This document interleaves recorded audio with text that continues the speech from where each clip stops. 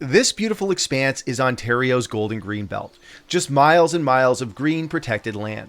The Greenbelt isn't just land, it's a sanctuary for countless plants and animal species, a biodiverse wonder right at Ontario's doorstep. The Greenbelt has its roots in protecting nature. As Ontario grew, so did the need to preserve the precious nature surrounding it. But lately, there's been a storm brewing around it. Let's dive in. Stretching across 2 million acres, the Greenbelt is a rich tapestry of forests, wetlands, and watersheds. But why was it created in the first place? You see, between 1991 and 2001, the Golden Horseshoe, the region around Toronto, saw its population surge from 6.5 million to 7.7 million people. This rapid growth meant more buildings, more roads, and less nature. In just 5 years, from 1996 to 2001, the Greater Toronto Area lost 7% of its farmland. This wasn't just about losing green space. It was about losing our connection to nature, our farming heritage, and important ecosystems. By 2005, the Government of Ontario thought of a solution to stop this alarming loss with the introduction of a greenbelt. The idea was to encourage cities to build higher density housing instead of continuing the spread of low density suburbia. It was a protective shield against the relentless march of urban sprawl, ensuring these precious lands remain untouched. Effectively, it was an extension of the 1973 Niagara Escarpment Planning and Development Act, which was originally put in place to protect the Niagara Escarpment Biosphere Reserve. Except this extension was focused on the lands surrounding the Greater Toronto Area. And just like that, the Greenbelt was born. But in a country where our number one industry is real estate, not everyone was on board with this. We're going to make sure there's accountability. We're going to make sure there's transparency. So let's get into the recent scandals involving Doug Ford's broken promises. Back in November of 2022, Doug Ford's government said that they were going to open up about 15 parcels of the Greenbelt to allow for housing development. But just 4 years before, in 2018, the same man promised he wouldn't lay a single hand on the precious land. Unlike other governments that don't listen to people, I've heard it loud and clear. People don't want me touching the Greenbelt.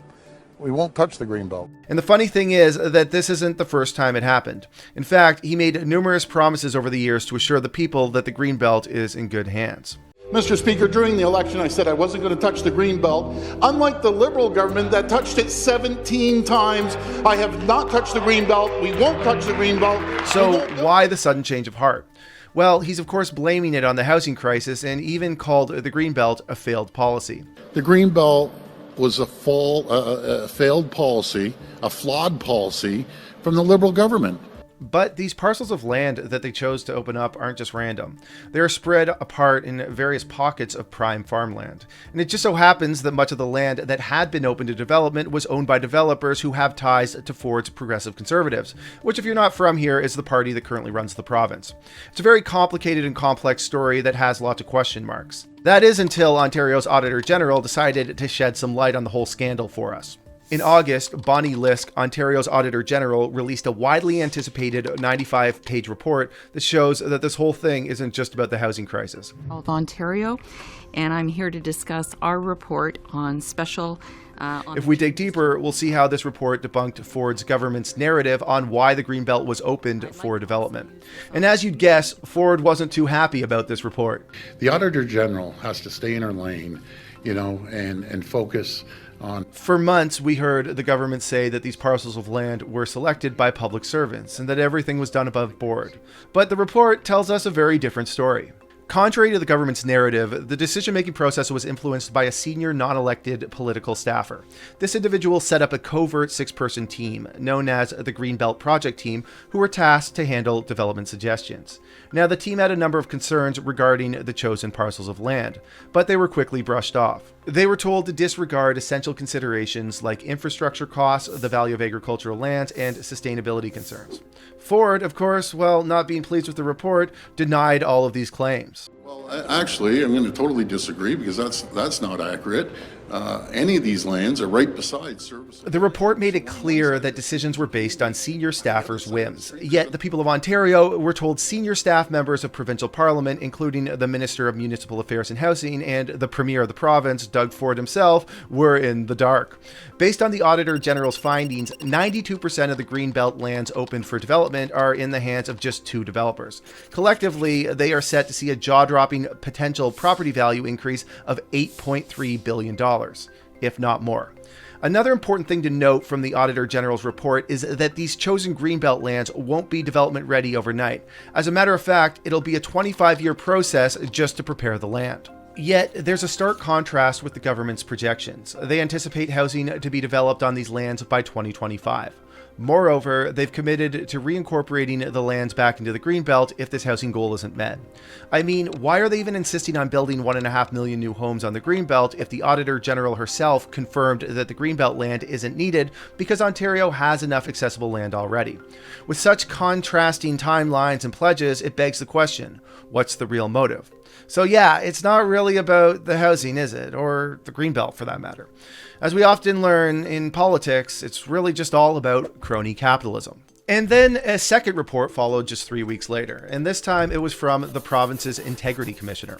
It found that the provincial housing minister, Steve Clark, broke the Integrity Act when carving up the Greenbelt for development, which resulted in both Clark and his chief of staff resigning from their positions. And then things got a little weird. One of the names in the Integrity Commissioner's report that caught the public's eye was an unregistered lobbyist named Mr. X.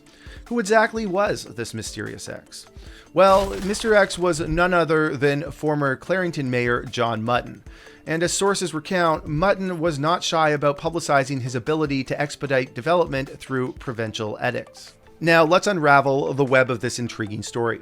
Integrity Commissioner J. David Wake said Mr. X was one of two consultants hired by landowner Peter Tannenbaum to work on getting about 34 hectares of land in Clarington, which is about 83 kilometers east of Toronto, removed from the Greenbelt and rezoned to permit development. And in doing so, Mr. X would receive success fees of up to $1 million. Wake found that Mr. X may have engaged in unregistered lobbying and other potential lobbying violations while doing that work. But Mutton says, hey, I'm no lobbyist, I just provide development services. And then there's also this pesky problem that Mutton is on record stating that most money in real estate is made in rezoning. Tannenbaum bought this land before the Greenbelt was even created, and he promised Mr. X a hefty Greenbelt fee and a rezoning fee if he could get it out of the Greenbelt and approved for development. Of course, this kind of payment deal might be against the rules. It kind of sounds like unregistered lobbying, doesn't it? This scandal is still developing, and at this point we know more people have benefited from the ordeal than has been made public. The government is still in mid-scramble, dealing with the fallout of the whole affair, attempting to put the fires out as they come, rather than addressing the event with a well-thought-out strategy.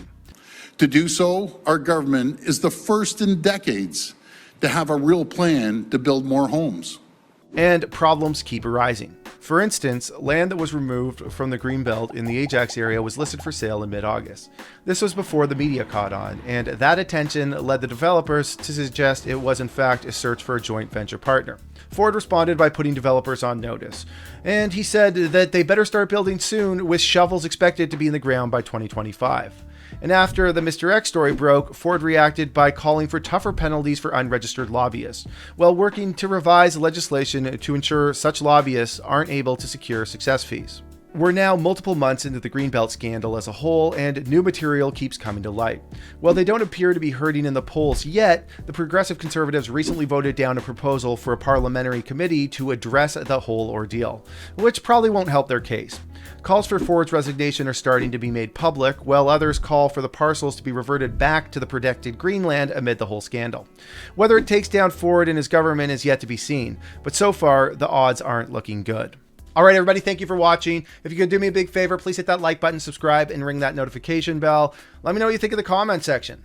So guys, we just recently launched this channel, and we noticed that 99.9% of our viewers are not subscribed. So if you enjoyed this video, we need your help in growing this channel. By subscribing, that would help us keep the lights on and make sure that our crews have jobs in these uncertain times. So please hit that subscribe button, and we promise to make more quality videos that I'm sure you're going to love.